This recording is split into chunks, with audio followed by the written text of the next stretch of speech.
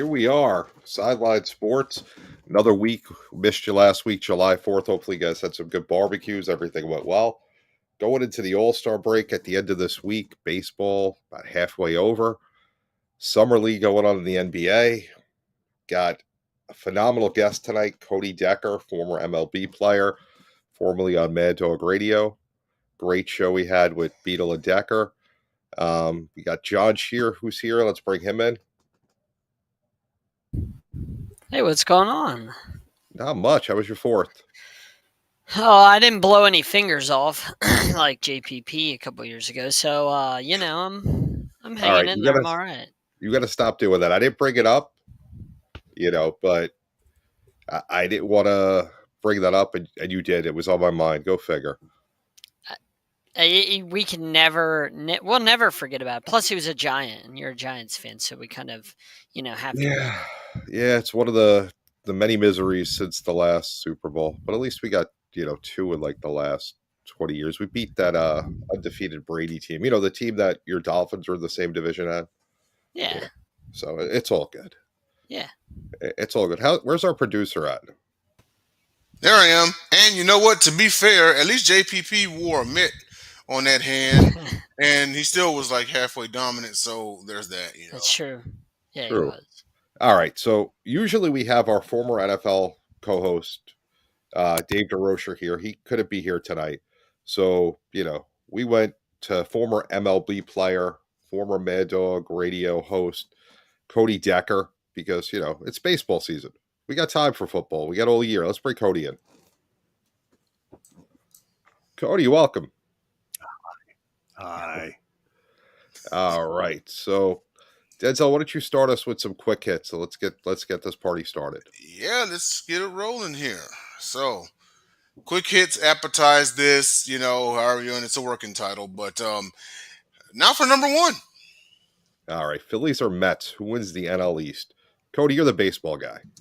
What do you think? Phillies are going to win the East, and it's simply because of this. I think they have the better pitching at the end of the day. The Mets pitched out of their minds the beginning of the year, way above where I actually thought they were. Not to mention, on top of that, a lot of their staff was actually on the IL at the time, so they're starting to get guys back like a Frankie Montas and a few other guys. But at the end of the day, I think this is a team that needs to be pretty active in the trade deadline, not to mention along with everybody else. This is a market with arguably 24 to 25 buyers and only about 5 sellers.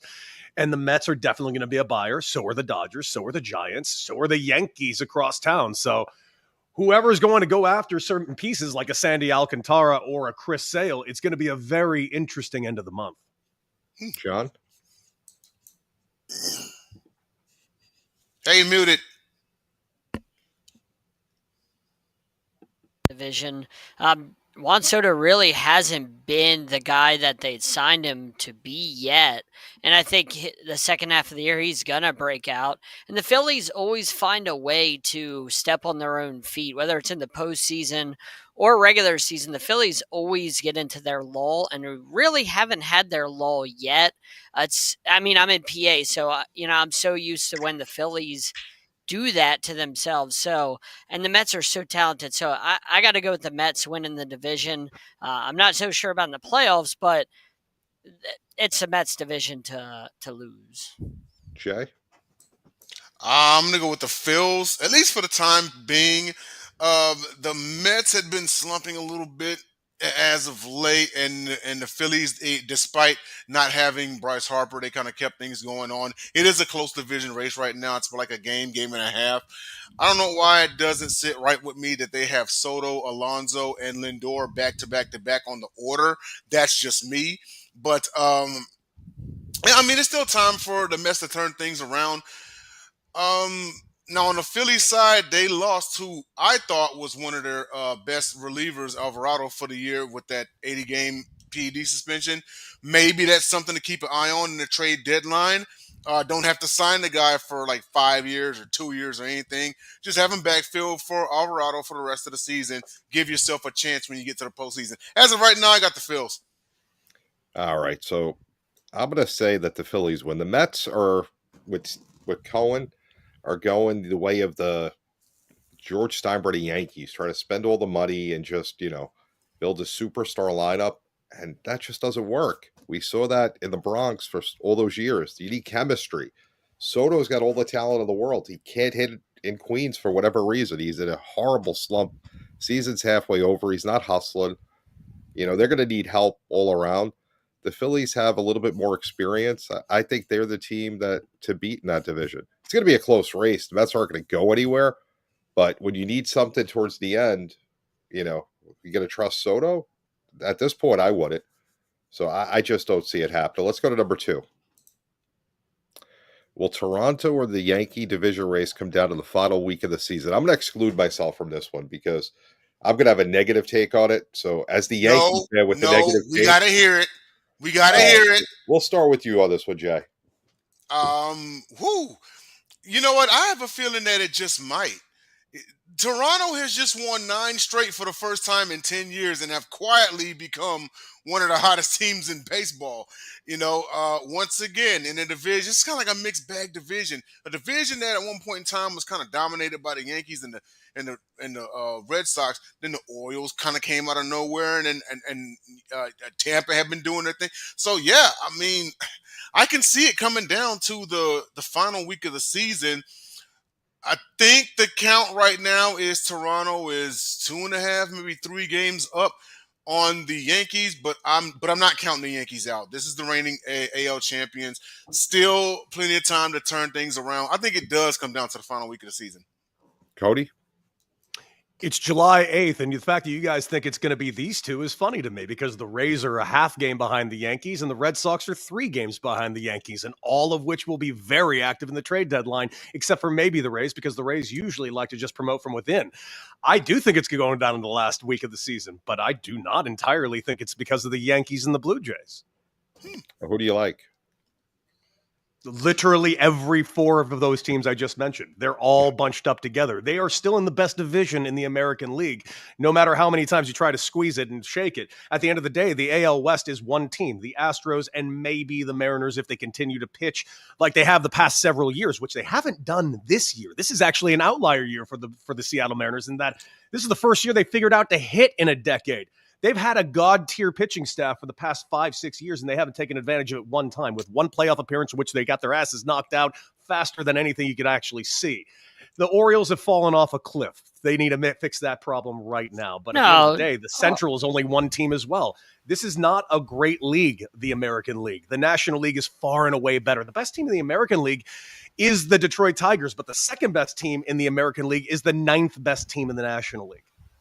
That's pretty true. John? I would argue that the Orioles have fallen off a cliff. I would argue that they haven't. They've just been banged up literally the entire year. And since they got rid of that bum of a manager and they've gotten healthy, they've been a lot better since they've done those 2 things. And they're not even completely healthy yet. So I'm going to defend them to the end of they haven't even gotten Kyle Bradish back yet. And if you know about Kyle Bradish, he's one of the best starting pitchers in baseball, one of the most underrated starting pitchers in baseball when he's healthy, and he'll be healthy soon, and they don't have Adley yet. So when they get those guys back, they're going to be better. But the Rays are always lurking, and Toronto Blue Jays are kind of like the Phillies. They always find a way to step on their own feet. So I don't trust the Blue Jays. So I'm going to go with the Rays on this one because the Rays, I don't know how they do it. They always find a way to hang around. They could trade every guy off and they would just promote somebody else. And some guy we've never heard of would be able to hit 25 home runs, and another guy we never heard of would have a 2 ERA and win a Cy Young. Like the Rays do this every year. I don't get it. Yeah. So, of course, they're only 4 games back. I got to go with the Rays winning the division. So I'm going to go with John on this one. And I think Cody's right. The division is a crazy scramble. The Red Sox, I'm not worried about. The Blue Jays, they were supposed to be the team for like the last 4 or 5 years. They were the up-and-coming team, and they just never capitalized on it because they play in the best division of baseball, and it's not easy to beat teams that know how to win. The Yankees just know how to do it. The Rays have proven year in year out that they know how to find talent. Their scouting and their front office is phenomenal. In Baltimore, with all those young guys, when they were healthy last year, they were phenomenal. They could have figured out how to win the playoffs. I think they're done this year, but next year, they'll have a shot to come back. But I think the Rays win the division. The Yankees get a wild card, but it'll be interesting to see. I have no faith in anything they what do on did the I front. tell you about those Toronto teams? Those Canadian teams, whether it's in hockey, baseball, whatever, they always find a way to choke. It's typical Canadian sports. So like the Blue Jays will choke just like almost every hockey team from John, Canada I mean, the finds a way to Raptors, to choke. be fair, is a recent title. The Raptors, to be That's an fair, is a recent anomaly. title. John doesn't like They the had to have country of like a Canada. miracle shot from Kawhi Leonard, to beat the 76ers just to get there. Like that was an anomaly. Come on. I Do don't know. that. I mean, look at the Oilers 2 years in a row, what they've done in the finals. Choked it away 2 years in a row. That's Edmonton. I mean, but That's no, Canada. Toronto. If Listen, Kawhi misses that shot, you would be saying, Florida's "Oh, a great team. well, the But they always find a way to choke. That's what I'm telling you. Is it a choke to lose to a better team? I think Florida was the better team. Look, losing once is okay, but you lose back-to-back years, that's not acceptable. You can't lose back-to-back years in the finals. Ask the Buffalo Florida Bills. was the better team. Florida was clearly a better team.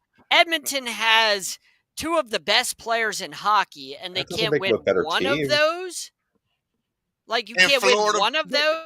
And Florida Florida has proved they were the Bobrovsky. best team in hockey. Bobrovsky's not one of the best goalies in hockey. Like, He that's has a two guy who... straight titles. No. This is insane. This is insane. That is not on Bobrovsky. That's on Bennett and Holy hell. Kachuk and all those guys. Hold on, Come JB. on, man. Sure. That, wait. Bobrovsky was really good when he was with the Blue Jackets, but he's no longer with the Blue Jackets. He's a You're right. He's gotten so much worse since winning multiple Stanley Cups. They What are didn't you win it- talking about, They John? didn't win it on account of him. They won it because that offense can score 6 goals in the blink of an eye. What they did to my Hurricanes, where they could score 5 goals in a period, or what they did to Edmonton, where they could be You're down right, and 3-0. I agree. And come The Avalanche right won back. those three. Avalanche won those 3 titles, and Patrick Waugh was just there. He wasn't the same Well, old Patrick was Waugh, but arguably the greatest goaltender ever. Bobrovsky's not a Hall of Fame goaltender, so let's not make that comparison. I mean, that's like comparing, LeBron James to Bronny James. Like, there's no comparison there. You can't put that it is the in most stratosphere. insane analogy I've ever You heard in can't my put life. Bobrovsky and Patrick Sweet Waugh Jesus. on the same planet. They're not even close. Not even Guy close. literally just won 2 goddamn titles in a row, and I got a guy That's telling fine. me he sucks. Trent Dilfer- This is Trent- batshit. Trent Dilfer won a Super Bowl with the Ravens, but we don't call him a Super Bowl winning This is quarterback. literally the most batshit conversation I've ever been a part of. Can we move on? Oh my! Now you see Brad what we're gonna deal Johnson with, won a Super Bowl. They didn't win it because Brad Johnson. All right, what's number 3? Because Good John's Lord. off the rails. Let's lighten the mood a little bit, just a little bit. All right, food you hated as a kid that you love as an adult, Cody. Food I hated as a kid that I love as an adult. Brussels sprouts. I love me some Brussels sprouts. Hated them as a kid, love them right now, especially if you do it right. Oh, a little bit of bacon crisps in there. You throw in some pine nuts, maybe. Get a little balsamic glaze. You could do some great stuff with Brussels sprouts. I didn't know that as a young boy. I learned.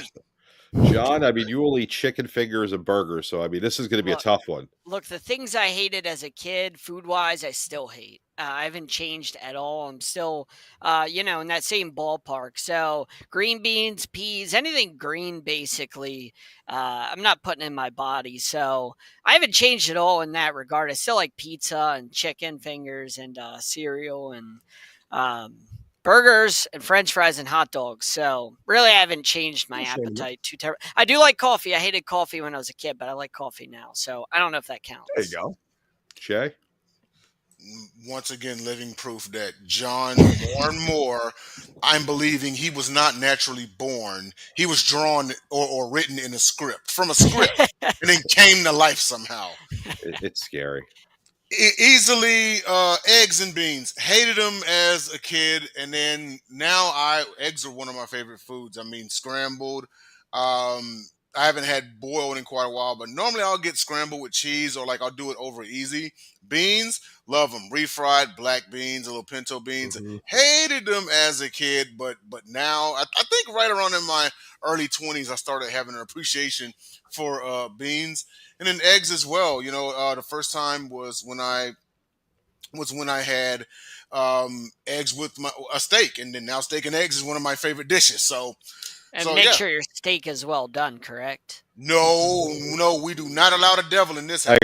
Cody, steak. How do you like it? Medium to medium rare, depending on where I am. It's just simply that. If it's a place that I don't trust the steak, medium. If I trust this place, medium rare. Okay. See, Cody has the right answer, John. Follow. I don't like Cody. blood in my steak. It's not blood. It's scary what we got to deal with. Anyway, I'm going to go with stew. Back when I was a kid, my parents would make it with red sauce. I hate it. But now I have stew with brown sauce. A million times different, much better. I love it.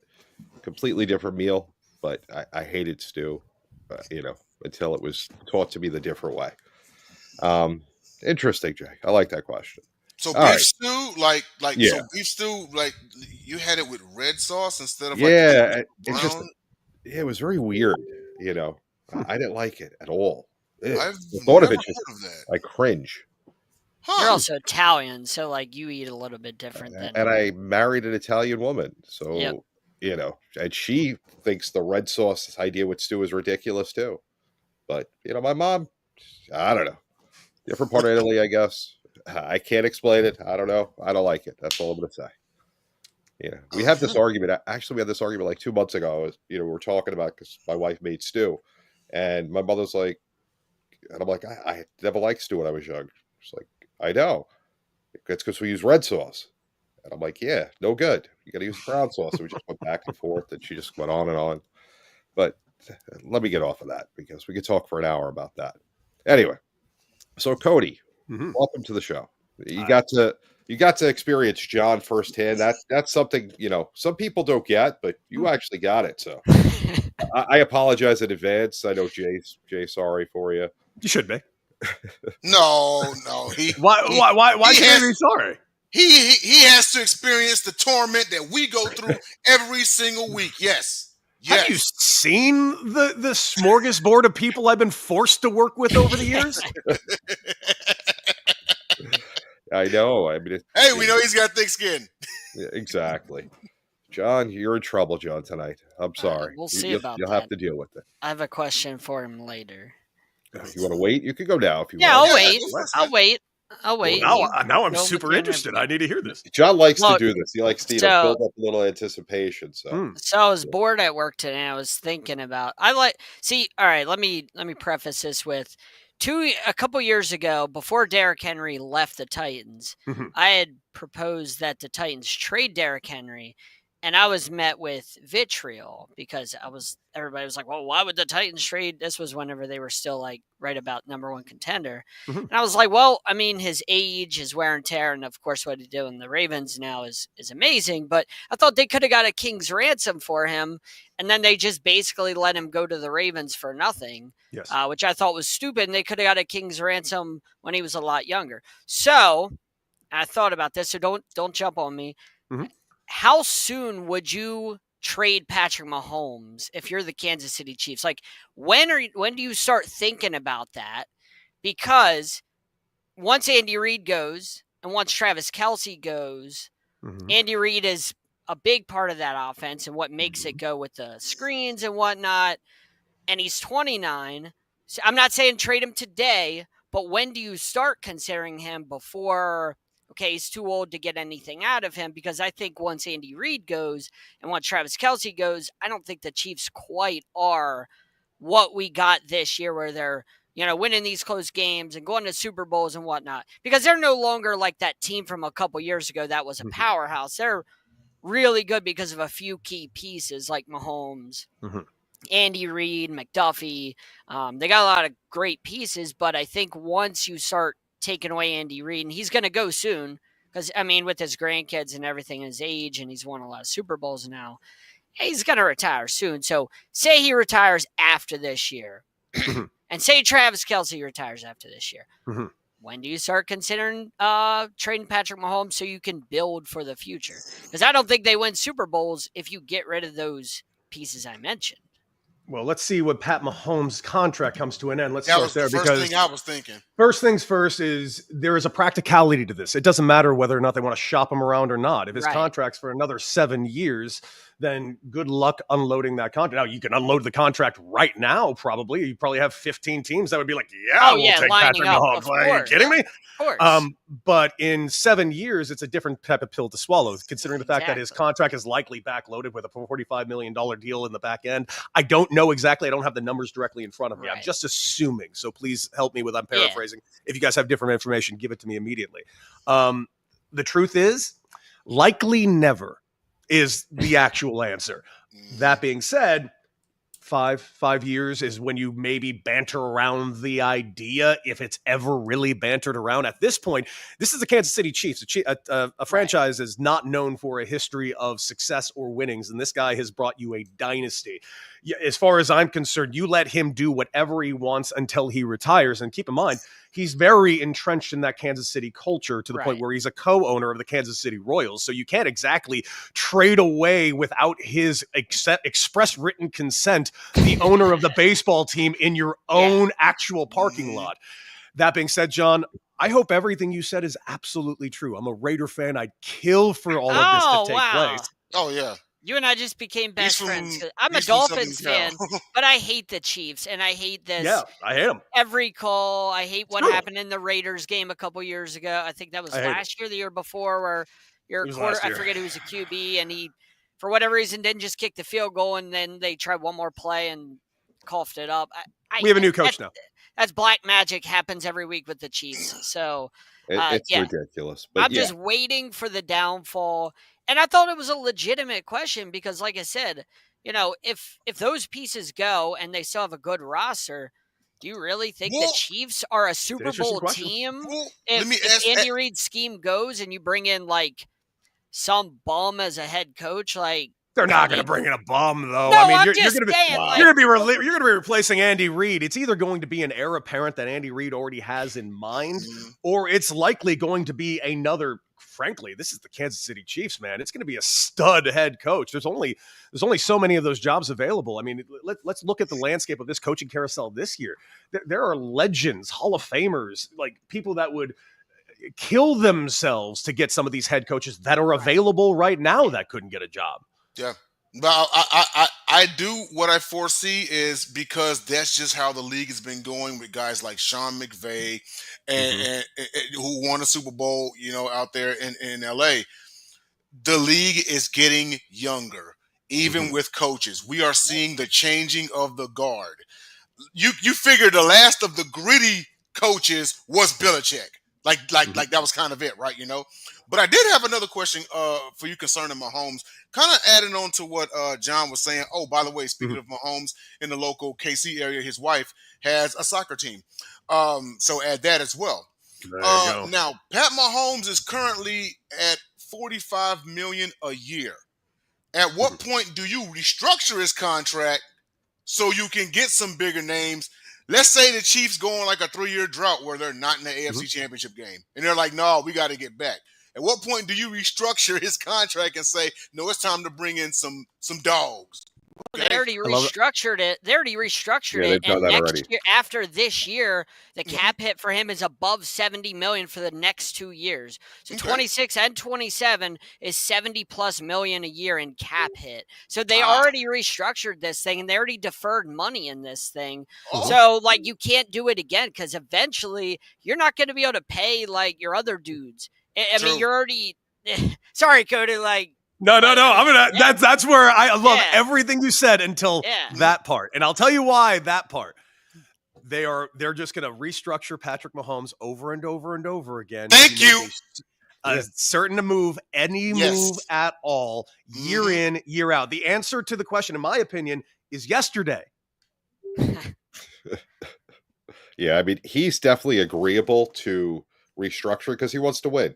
You know, and again, giving somebody a $12 million signing bonus is not a problem for anybody. No, not at all. Yeah. You know, No, but Go But ahead. eventually, JB, you're going to have to pay that money. Like, you can Yeah, but restructure all you want, but John, eventually, You're just that's like absolutely right. why Otani, you're paying that's that why money eventually. the guy who handles the salary cap in the front office, there were really good guys, like the guy in Philadelphia, Mhm. that knows the cap in and out and knows how to move money around so that it hits less and to bring in people. And then you have guys like the Giants that don't know what they're doing. Can I give you an You know? example? Another Yeah. example of this exact scenario. The Rams were supposed to be dead and buried in debt for years and Yep. years to come. And the Rams are a Super Bowl contender for the next 3 years, 3 penciled in years. already. hmm They went 10 and That's a great 7 point. and were that close to knocking off the Mhm. Eagles in the divisional round. They Yeah. very well Mhm. could have won that game. So, I Yep. mean, you have the right people in the front office that don't want to play around with the salary cap. They find ways. I mean, I don't know the ins and outs of it. If I did, I'd probably have a job doing that. But these guys are phenomenal at what they do. And there's not that many of them, and the teams that have them, they tend to be like what Cody said. They come back from the dead. The Rams was a perfect example. Philly's been Mhm. that way for a Mhm. while, where they're doing well.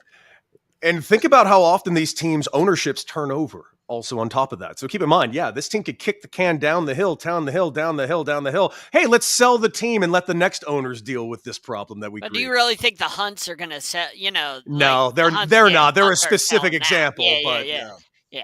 Yeah, no, And the I don't. Rams, the Rams is a really good example because you figure the Rams, they won their bowl in 21 and they went all in to do it, right? Yep. So you kind of figured the last kind of couple of years, like, their window kind of closed. But did it really? Mhm. You know?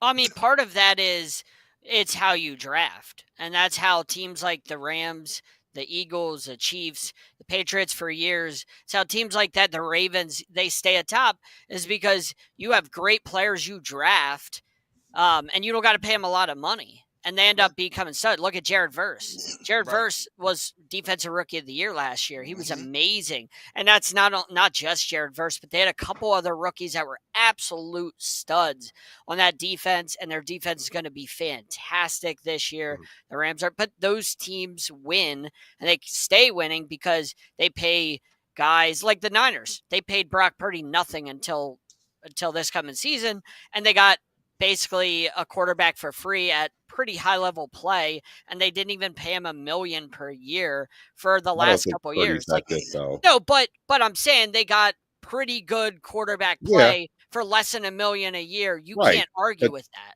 yeah, Like, you can't that's complain been the about that. structure though of winning is drafting the rookie quarterback and building the team around him because you're paying nothing for the quarterback That's how for the the first 4 Seahawks did it years. with Russell Yeah, Wilson. They paid yeah. him nothing, and they won the Super Bowl We can't with talk him. about Seattle without Dave here.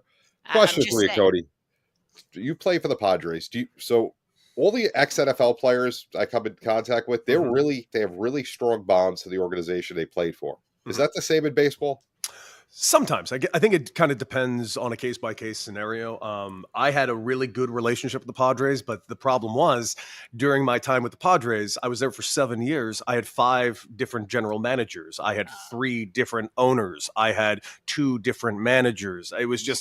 It was a revolving door of front office guys that I didn't know. So quite frankly, I have almost no relationship with certain members of the Padres right now. I have relationships with their media group. I have a relationship with Tony Gwynn Jr. I have a great relationship with like Trevor and Glenn Hoffman. But for the Nice. most part, like AJ Preller, I have a relationship with him. Is it good?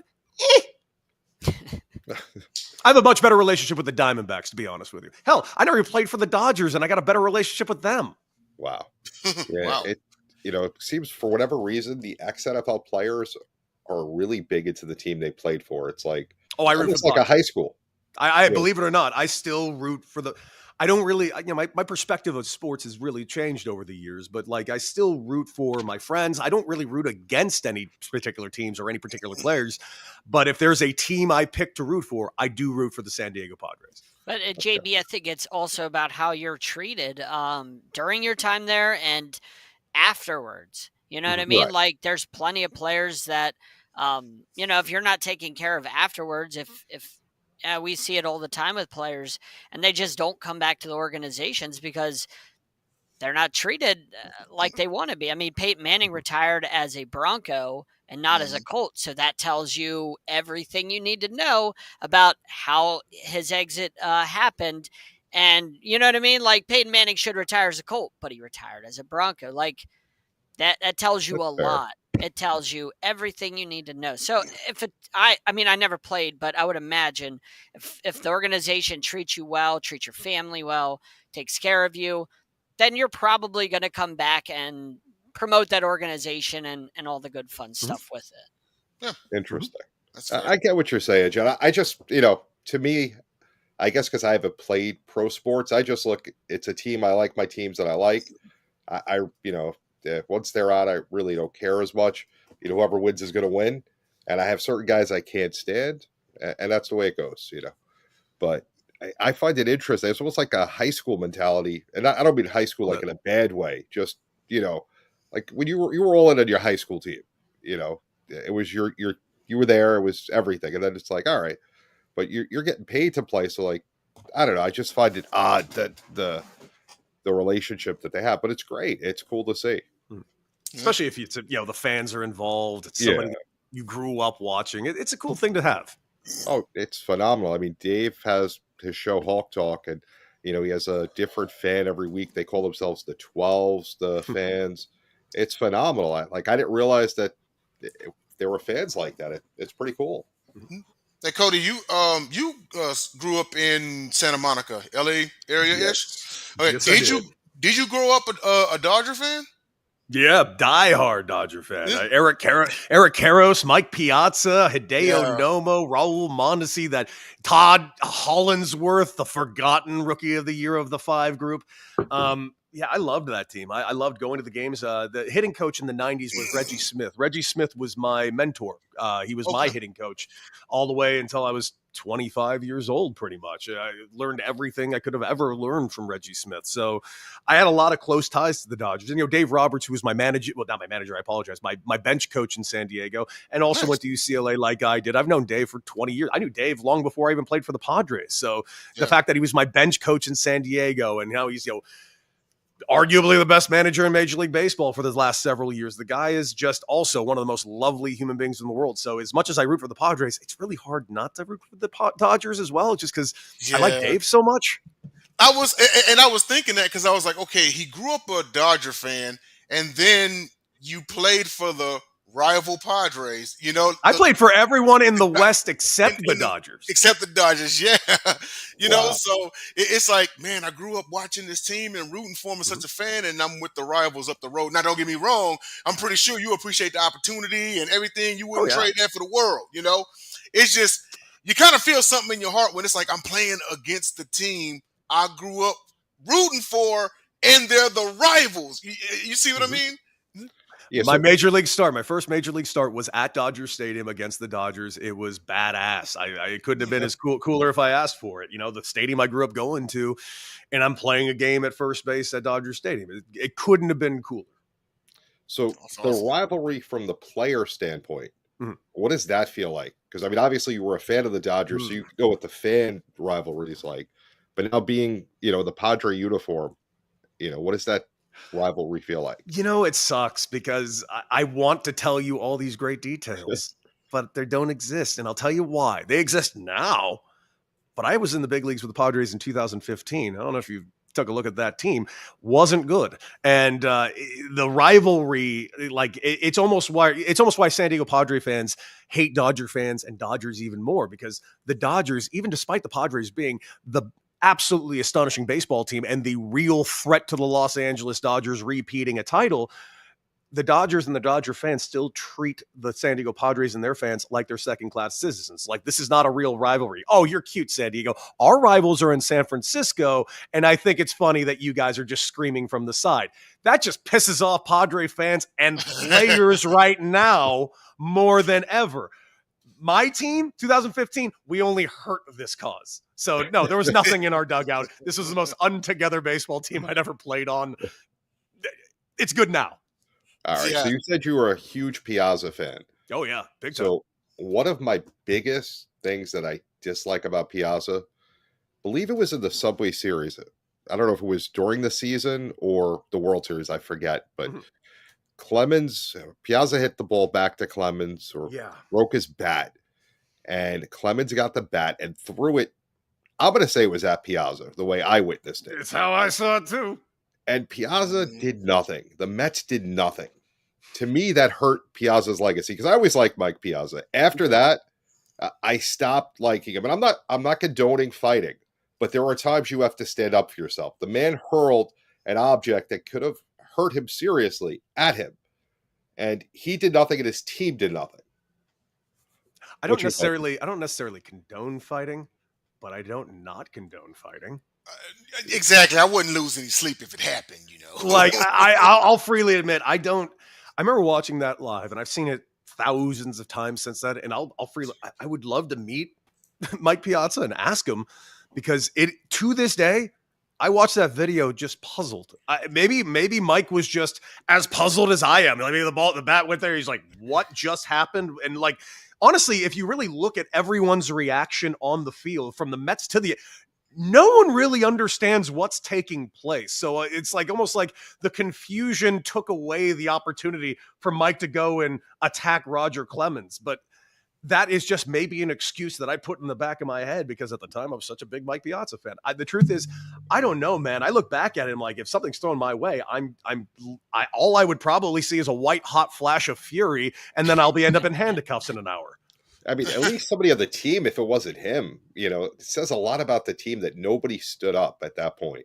Yeah, I mean, at least you would see it in football. Whenever the quarterback takes a dirty hit, what does the offensive lineman typically do? Go run down the Dude, I brawled. I got into a brawl over a player I didn't even like, but I still went and fought for him. Yeah, I remember way back in the day in the 80s, I went to a Mets game. There was a huge brawl. Strawberry was in the clubhouse. The brawl was over. He came running out, and it started again. Why? Because he was standing up for his teammates. He wasn't there, but he got there, and it just started up again. It was the craziest thing I saw.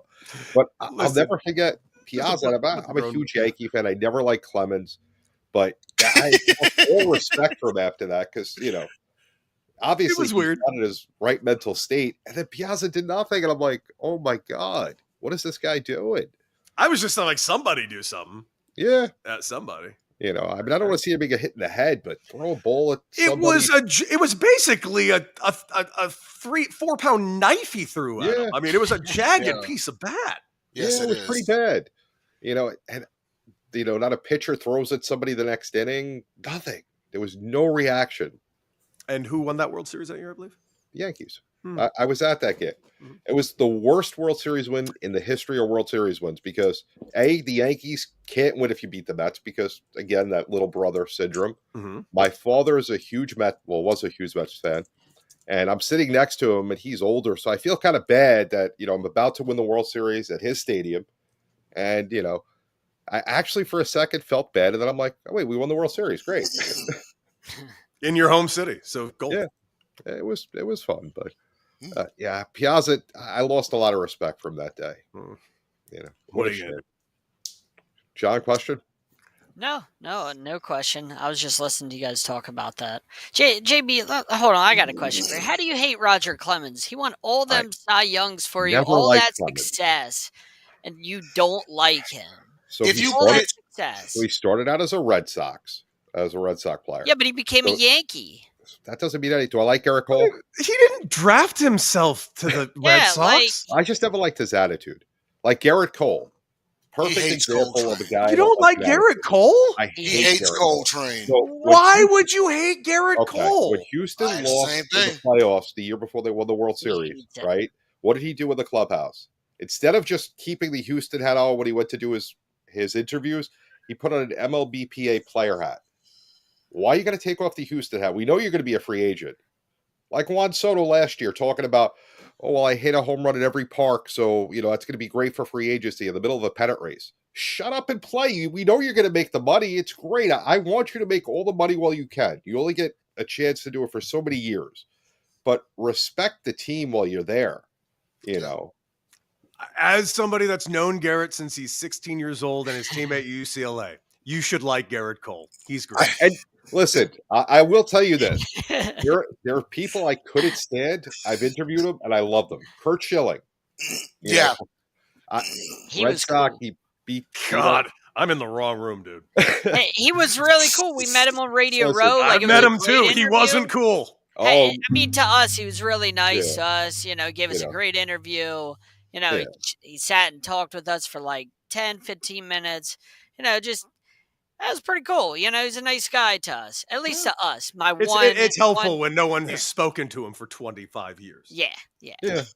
Hey, I pre-warned everybody that was going to do the interview that, hey, certain topics you stay away, so that way you don't set them off, and we stay away from those certain topics. Yeah, because probably we a would have good been job. there for 3 hours. Yeah.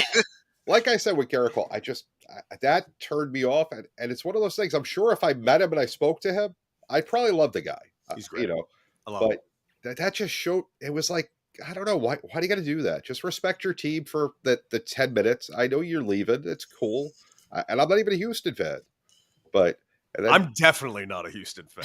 and then the $40 million a year we're paying him for what? He could only He won the Cy Young last He year. can only win one in every 5 games. A starting pitcher, they're important, but 40. He wasn't worth $40 million. He literally he's a good won pitcher, the award but- for best pitcher last season.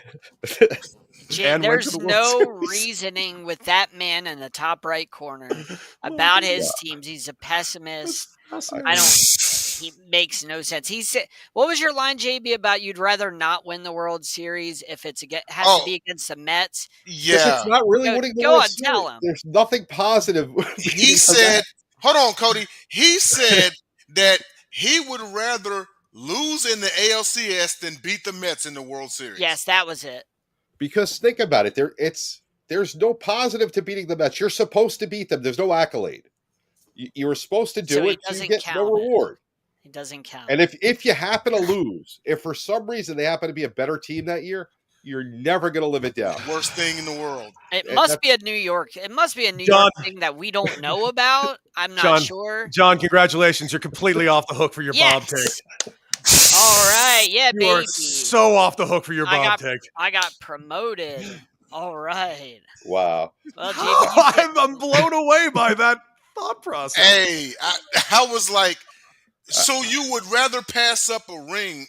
It didn't make sense to me. I was like, I don't know if this is It's beating the Mets. We're supposed to do that. You're never supposed to lose to the Mets. that sounds you sound entitled. You're an Little bit. entitled fan. It's not entitled. Won They're the all Mets. them World Series with entitled. Jeter and Rivera and Bernie Williams. back in all them an era, mind you, when you literally were the only group in town with all the money. Now everybody has your money, and it ain't the same game anymore.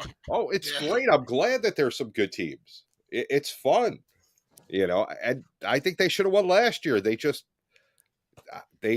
Boone messed up game 1, Cole didn't cover first, and those were 2 huge things that affected the series. And no one really Cole not talked about. covering first was definitely a problem. I also thought the 19 other things that happened that Oh, inning the were whole a big inning was problem bad. as well. They weren't the winning whole that inning was World bad. Series they weren't winning I that agree World with that, Series too. anyway.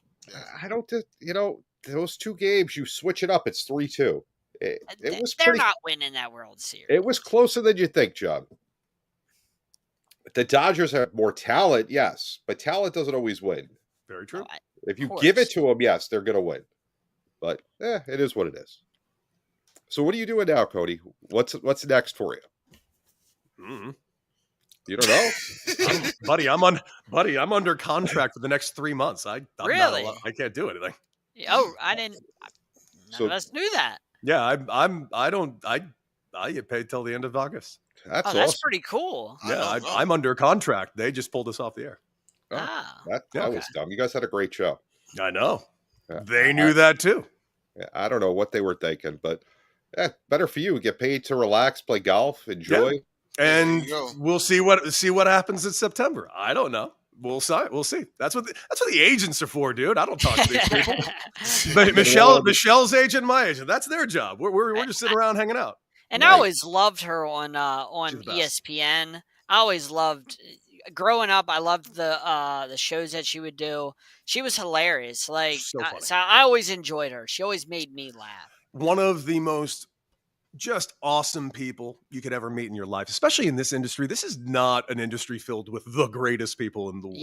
Yeah. And when I say meeting somebody like Michelle Beadle and working with somebody with Michelle Beadle day in, day out, I had never enjoyed a job or a co-host or a friend like more in my life. Like it was, I'm not saying this hyperbole. It was like a joy to go into the studio every single day because of the first time in my life, even in this industry where I've had the luxury of working with some great people, some terrible people too, but some great people. Like I loved working with Craig Carton. Craig Carton's one of my very best friends. My guy that I worked with on Saturdays on the BetMGM network. We've had a show for 4 years called Bet for the Cycle. A guy named Rob Brown, a killer talent. Love working with this guy. I've just been very lucky to work with outrageously talented and good people. Michelle is an echelon all to herself, just without question. It's just ungodly easy to just have a conversation with her. And that's what the show just was. It was always funny when they would give us notes. She's like, yeah, you should do this and this and this. I'm like, our listeners are responding to just us doing our thing. And then finally they just pulled us aside like, yeah, just keep doing your thing because you're right. Everybody is just loves this. And I said, yes, we know. You're the host. Yeah. Like you would think you would listen to you, you know? Yeah, it was a great time, man. It was a great time. And I don't believe that great time is over. Well, that's good. I mean, the chemistry you guys built was pretty amazing. You saw it just the way you guys were together. It was phenomenal. Yeah, it was easy to do. No, it was just, and keep in mind, it just happened. Like we were more or less paired together as an offshoot thing. We had known each other, but we didn't know each other very well. We, had conversations. We'd known each other for the past like 10, 12 years, but more that we knew of each other than knew each other very well. We just got paired together on the radio. They asked Michelle who she wanted her host to be. She immediately said me, and we were off to the races, and there wasn't even a question. And honest to God, I look forward to going back in studio with her again because I firmly believe that will be happening. So what made her pick you? Do you know? I don't. I think it was the same reason why I have no idea why Craig Carton picked me. What are these people thinking, dude? They just keep picking me, and I don't know why. I mean, so some of the things that he says can be a little bit controversial. Is that just part of the show, the gimmick, or is like he like those controversial takes outside of the shows? Yes. Because I'm the same way. You never know what's yeah. He's very passionate about his takes. And is he does he go home and live with these takes and read? No, but does he definitely believe the takes that he's given you? As long as they're not about the Jets or the Knicks, yes, he believes every take he's given you. Because he's just a Jet and Nick homer, and he's just going to constantly be until he's done. You don't know anything about homers, right, John? Yeah, I don't know anything about that. If you bring up the Dolphins or Orioles. Heat, Canes, Oreos, and Dolphins. Yeah, I try to forget about them because they've been irrelevant for how long? I will talk your ear off about how Tua's arguably the best quarterback in football. I like Tua. But he's got to stay healthy, and you did it back. Health aside, arguably the best QB in football. But how do you have running? What happens when it's 40 degrees? They play in Miami. Don't got to worry about that. Last I checked on the East, who else is not? New England. I'm in New York. New England's colder. New England hasn't beaten us in I think they have Mike Vrabel now. They'll beat you this year. Tua's never lost in New England, just so you know. Tua's never lost in New England. So must not have been 40 degrees yet. That. Buffalo. Yeah, we split it. We're good at splitting the series. They're good at hurting him, but we're pretty good at splitting. This is going to be a very interesting year. You need a backup. How do you? Like I said, if healthy, he's arguably the NFL team would not have a backup thrower in football. We do have a backup now. We got Quinn Ewers. That's not a bad. That was a good 7th round draft pick. I think he would be a nice replacement when Tua does go down because inevitably because you already know it's happening. I already know. I've experienced it so many times. Yeah, it's like a yearly occurrence. It's like getting yelled at by your wife. You know it's coming. You just waiting for it to happen. Yeah, expect it. Yeah. All right, so let's get to the All-Star game. So it's like 100 and something All-Star games now. Baseball does the best job of All-Star games by far. Mm-hmm. I mean, the other leagues, they don't even know what format they're using anymore. It switches from year to year. The NHL's not going to have a game. They're going to have some event this year because of the Olympics. Yeah. But first let's start with who stood out and who got snubbed this year with the All-Star game. Cody, what about you? What do you think about that? I'll start with one. Actually, I'll start with a couple. For me specifically, I'm gonna stick with the National League. There's three names that immediately come to mind in the National League, and I was really surprised where you guys were going off on Juan Soto. Juan Soto's OPS is 920. He's got 20 home runs, over 15 doubles. He's absolutely put together an all-star season. No question about it. Should be an all-star. That being said, Fernando Tatis Jr. I think is having a better start to his year, so I do think he should be an all-star as well. The other guys that I think were snubs, Seiya Suzuki has been snubbed. He has 77 RBIs and 25 home runs. Those of you I don't even understand how that's possible. It's just insane to me that he's not in there. Not to mention that he should be in the home run derby on top of that. This is just a weird thing. And believe it or not, who I think got snubbed even more than him. And hold off on this before you hear me out on this. Michael Busch, their first baseman, I think is the biggest snub in the National League. The guy has the 7th highest OPS in Major League Baseball, 947. He's got nearly 20 home runs. He's hitting 300. He has been a monster for this team. And if you were to just go ahead and put side by side the stats between Michael Busch and Freddie Freeman, he's beating Freddie out of the water as far as numbers go. Unfortunately, Freddie Freeman's a first ballot Hall of Famer in two separate cities. So you have two separate major metropolitan cities voting their asses off for Freddie Freeman, and Chicago just couldn't hold up. And on top of that, I honestly think that the starting first baseman should be Pete Alonso based on the numbers, and the backup should be Michael Busch. I understand why it happened this way, but Michael Busch, Seiya Suzuki, and Juan Soto are my snubs in the National League side. John? JB, you told me at the beginning of this segment that MLB is doing it the best when it comes to the All-Star game, but I disagree with that. I have to make sure I point this out. They shouldn't be giving out a participation trophy to every team where, oh man, you get a guy because Shane Smith of the White Sox has a 4.2 ERA, he's 3-6 with a 1.33 WHIP, and somehow that guy is in the All-Star game. I have no idea. Like, that's why you shouldn't be giving every team one, because when you do that, then you start snubbing guys, because guys like Suzuki could probably get into the All-Star game. If you're not giving out one to every bad team in the NL, you can make sure that he gets in. But when you have guys like Shane Smith in the AL, then it takes away from other guys in the AL. And so, JB, no, it's not the best format because they do that. And I'm still a proponent of whoever wins the All-Star game should get home field advantage in the World Series. I always love that. It would make the game actually mean something to fans, to the voting, to everybody. It would actually have something on the line, because I love the All-Star game, but really these games nobody really cares about anymore. The players don't really take it as serious as they used to. But if you bring back home field advantage for the World Series, then people start to take it a little bit more serious, whenever you watch these games. And then I think the fans take it more serious because something is on the line. That was my favorite part of All-Star games, is when there was something on the line with this, then it was like, oh crap, we actually have to pay attention. I have to tune in because maybe my Orioles get home field advantage in the World Series, because if the AL wins, I know we have those 4 games in our John, I'm going to stop you there. The Orioles haven't gotten to the World Series. I'm just saying, if you're a fan of any team, so then we're you going to have just to leave tune you in on and this one. watch it. You have to tune in and watch the game, because there's something on the line for your team, and that makes you want to watch it. It's the only thing that gives you an incentive to watch it, because it's not as good as it used to be, especially because what I said, they just hand out, all-star ballots They've done that, to though. guys They've like done Shane that forever, Smith. though, John. So I don't know that. No, they haven't done it for forever, where they give one to every team. And so I think that was I think that since Manfred came is when they started doing it. It's not that old of a thing.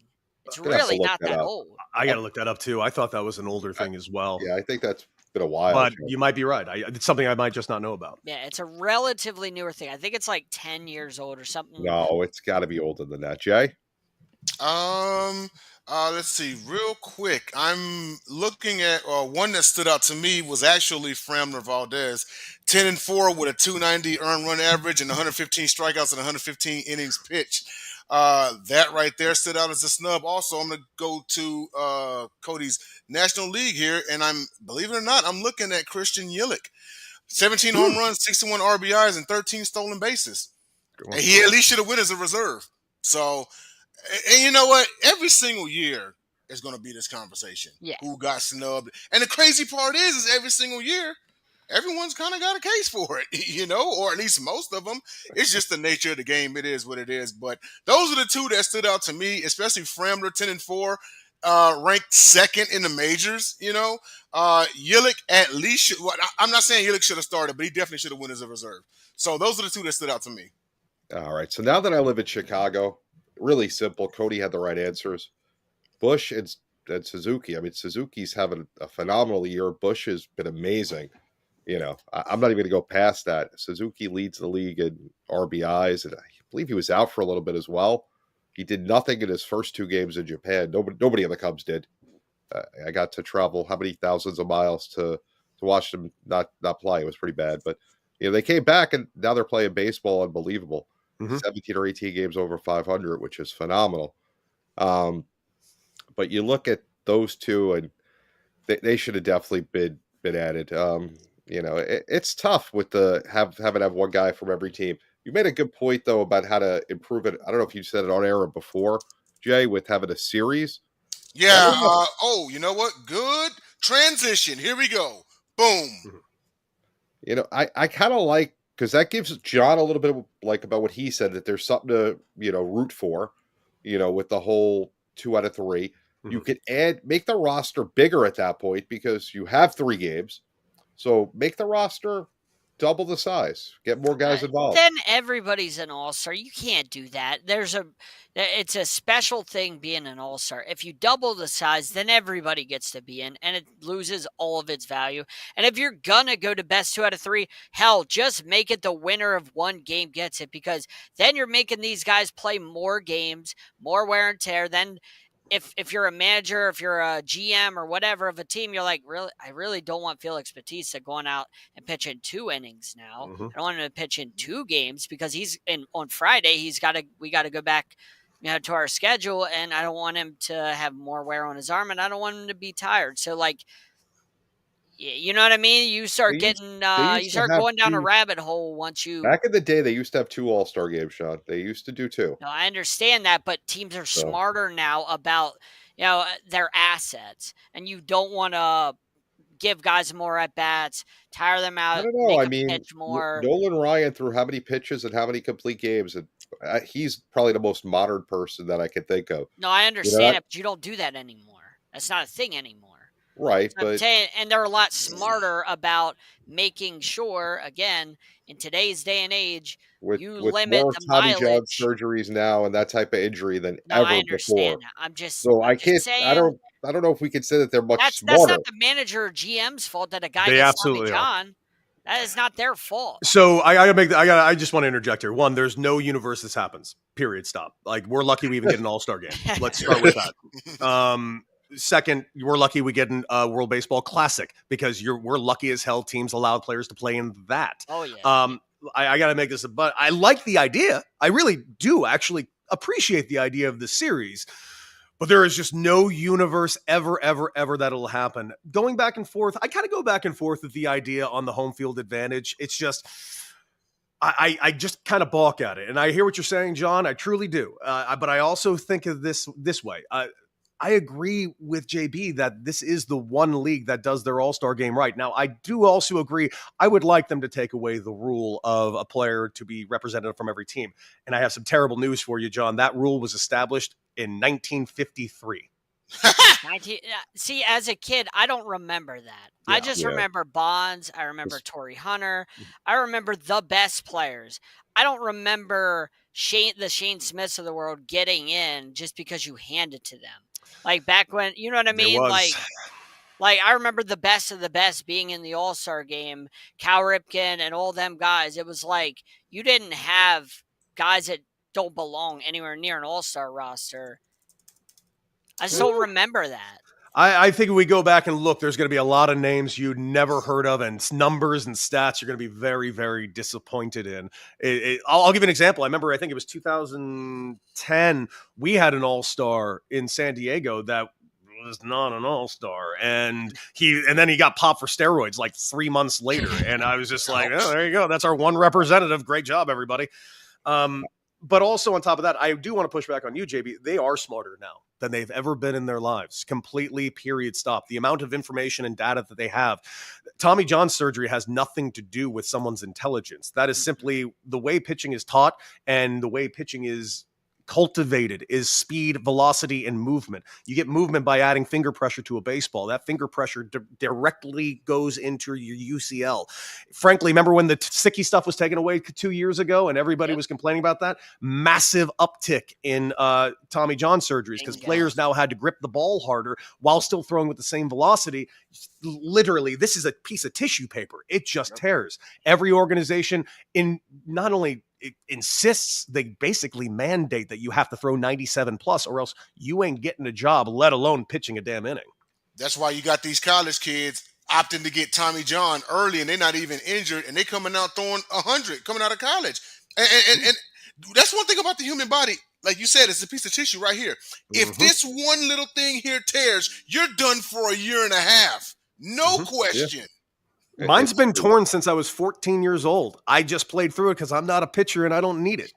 And that's not counting the rehab that you have to go through, which is pain in the ass, the worst part. From what I've heard, that's the worst part. It's an ugly, ugly portion of baseball right now that they do very much need to figure out because your Orioles, John, I'm not happy with them, how they handled their offseason. I was pissed off at what they did with the Corbin Burns situation. Yep. But then Corbin Burns goes and blows out, and he makes this team that refuses to spend money almost look correct for not spending money because who wants to spend money on an asset that can be torn at any given second? I can't blame the Corbin Burns thing because he did offer more money than Arizona did.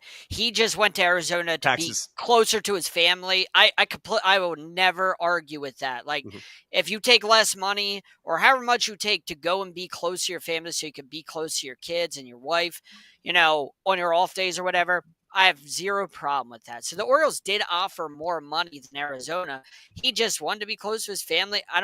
But they didn't do anything aside from trying to get him. You're completely right. Like, they didn't do anything to improve the pitching staff. They relied on the trade deadline garbage moves that they had last year to carry them into this year. And it was a horrible offseason.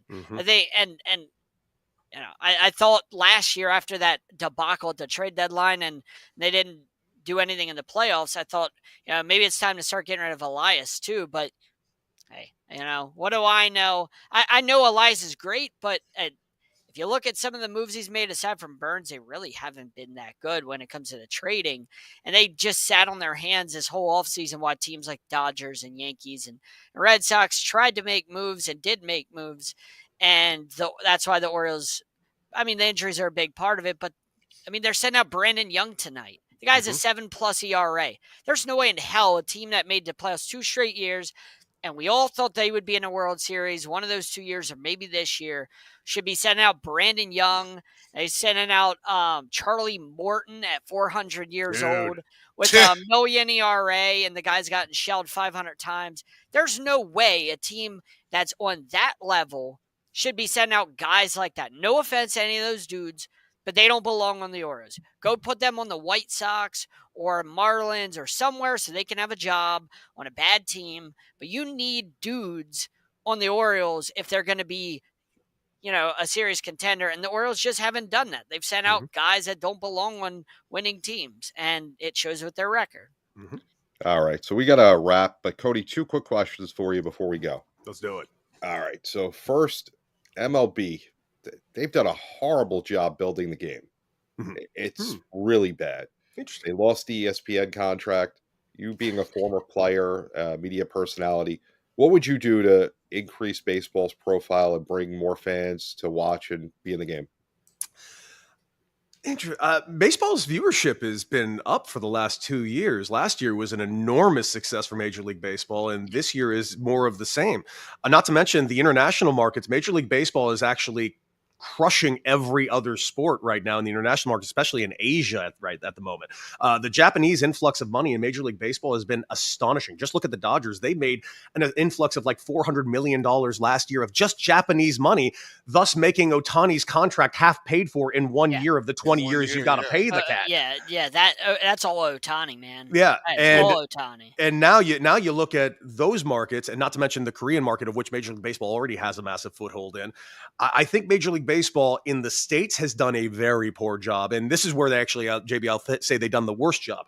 They've taken Major League Baseball by cutting down minor league baseball by about 200 teams. That's 200 cities throughout the country that no longer have easy access to professional baseball. Yeah. We should be growing the game in our country. And I agree with growing the game outside the country too, but it just shouldn't be at the expense of the growth in this own country. Because frankly, if the World Baseball Classic is a great example, we're not the best at baseball anymore. Japan is. And I played in Mexico. They're very good. I played in Venezuela and Panama. They're very good. We are getting a little lazy when it comes to our talent here because everybody else is caught up, not unlike the NBA. Do they need to get back an ESPN deal? I don't know if necessarily so. The only problem is if they don't sign a deal with ESPN will never talk about Major League Baseball ever again, and that is a problem. But it was already a problem because they already weren't talking about it while broadcasting games at the same time. So there's got to be some give and take in this scenario. I honest to God thought Major League Baseball, this was all part of a larger gambit to go fully into Apple TV Plus and get rid of blackouts. And the fact that wasn't announced an hour later made me go, dear God, they don't have a plan, do they? That's the problem. You're completely right. The blackouts. See, like if you ever had MLB Network and you live near your team, like I do, I live near the Orioles, I can't watch them. I can have MLB Network, but I can't watch the Orioles. Well, how the hell does that make any sense? Because the only reason I'm getting the MLB Network to watch my team, like, why would you black out my team? That's the only reason I'm buying it. Like, there's not a whole lot of people that are like, yeah, let me go watch every single MLB game because I'm a fan of the sport. Like, no, majority of people want to watch their team. Astros, Yankees, like Orioles, Padres. Like, you want to watch your team if you live in that market. And if you get blacked out, why the hell would I buy your app? Like, guys, I'm on the corner of 50th and 8th. I am right here across the street from Wicked, the Broadway musical. Nice. There are two teams I cannot watch on my TV right now: the Mets and the Yankees. What? That's zero common sense right there. Zero. I'm in Hell's Kitchen. They're the only teams I should be able to see. Exactly. Yeah, that's insane. It's absurd. All right, last question. So Babchick's been on the show twice. Mm-hmm. There was that whole party 4th of July, not this year, the year before. Yeah. Was that real or was that for the radio? Because that was hysterical. There were aspects of both. I was pissed off. Yes, I was very pissed off. And I was talked down by a couple of people because I was just going to slap the yellow off the kid's teeth. That's just what I was going to do. I was so pissed off. People talked me down, but everyone agreed, even to the bosses agreed, that Babchick needed to be punished borderline physically. And that's what we ended up doing, at least a little bit. But all in all, believe it or not, I actually like Babs. I've liked Babs all along. He is a gross, nonchalant excuse of a human being, but I do like him. I always thought it funny when we'd have callers call in and try to badmouth DA. I'm like, I like DA. DA's great. DA's awesome. Like, who can dislike DA? He's like the nicest guy. I don't get it.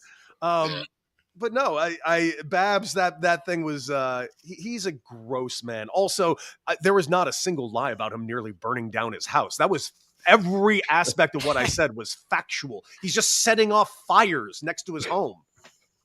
I could see him doing that.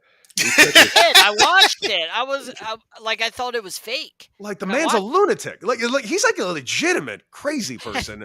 That he's like, I don't know how he has that. I'm the one that was taken off. How does he have a job? I mean, he came on here not the first time, the second time he took his shirt off. Was it the second time he was on, John? Yeah, it was the second time.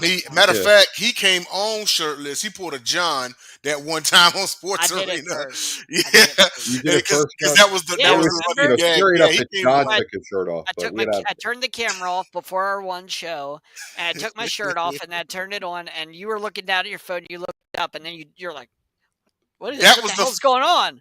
That was I the was just first sitting time I'd there. ever seen JB make an expression other than the one he's making Nipples right now. about here, nipples right about here, so you could see it all for Oh, yeah. about the first it was 5 pretty minutes. scary. It was And then, of great. course, the Babchick one was quite scary. For a guy that looks like he like questions people's with riddles underneath various bridges, like guy does take his clothes off in public way too much. It's quite fun. It is. Sounds like a Is free it? spirit. Yeah, oh, it's so much fun. When you get the Ugh. reaction I got from JB, it makes it more fun. Just he's- take your shirt Wow. off. So what you're saying is, something, man. I'm promoting it by the way I Yeah, react. you're encouraging Babs and I's type of behavior with your reaction. Wow. It makes us want to do it more. Hey, what I got to put up with. Because of the reaction. Like the Listen. reaction I got from Decker at the beginning of the show, that just fueled the fire inside of me, and that made me want to do it more. It made me want to agitate more. That's how. Who's your hockey team? Babs, I'm a Canes fan. God, I would give anything for Bob to be traded to the Canes. I'll give anything in the world We got. for Bob Roski to be a Cane. Are you talking about Bronny James? Bronny James? No thanks. We don't Just want the most insane comparison. I love it. Just insane.